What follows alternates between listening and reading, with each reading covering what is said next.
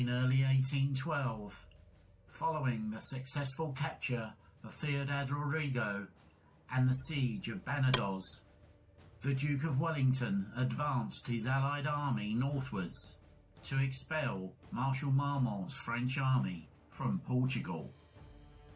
On receiving the news that Wellington was advancing towards him, Marmont retreated into Spain towards Salamanca, with Wellington's army of around 48,500 men in pursuit.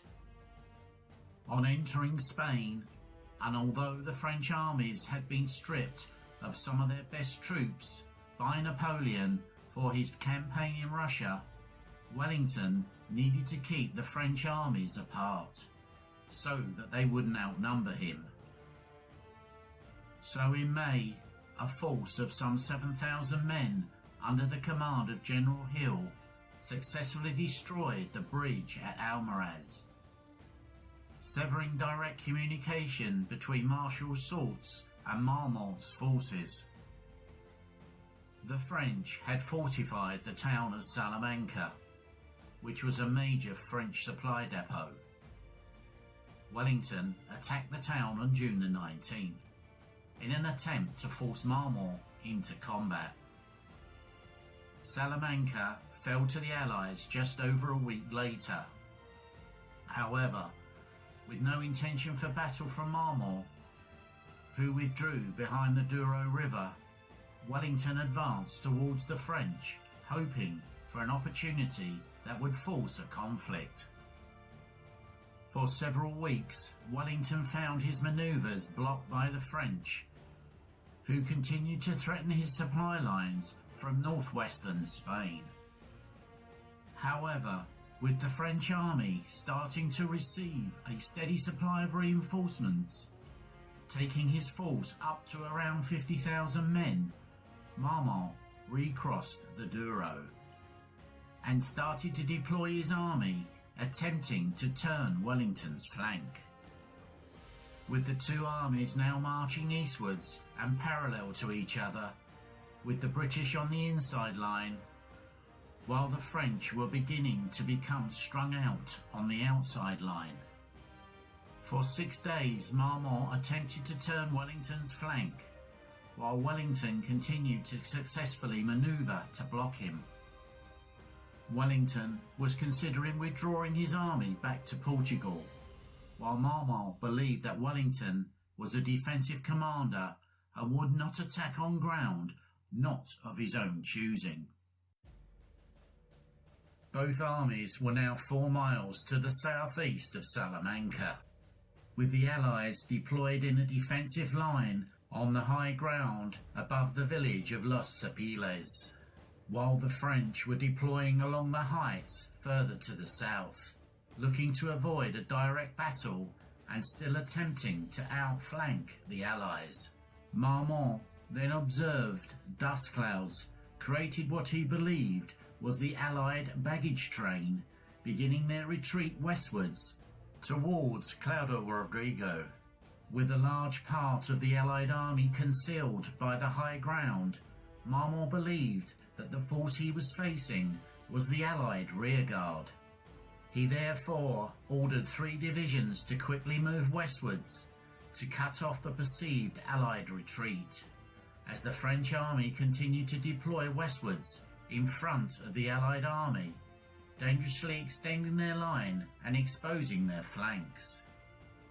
General Macoun's division deployed to attack the Allied troops stationed in the village of Los Apiles, while General Thomier's division continued to advance westwards, resulting in the French separating their left flank from the main body of their army.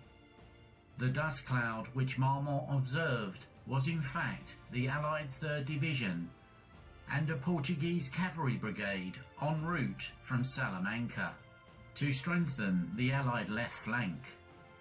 As soon as they were in position, Wellington personally ordered the 3rd Division to immediately attack Thomier's exposed division. Hidden by the raised ground, the Allied attack completely surprised and routed the overextended French division. During this critical stage of the battle, Marmont was injured and had to leave the battlefield.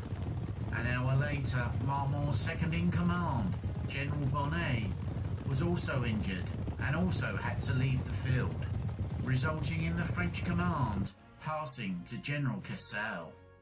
Wellington now advanced the 5th Division and Portuguese brigades against Macoun's division. They were supported by Allied dragoons. As the French infantry observed the advance of the Allied dragoons, they quickly formed squares.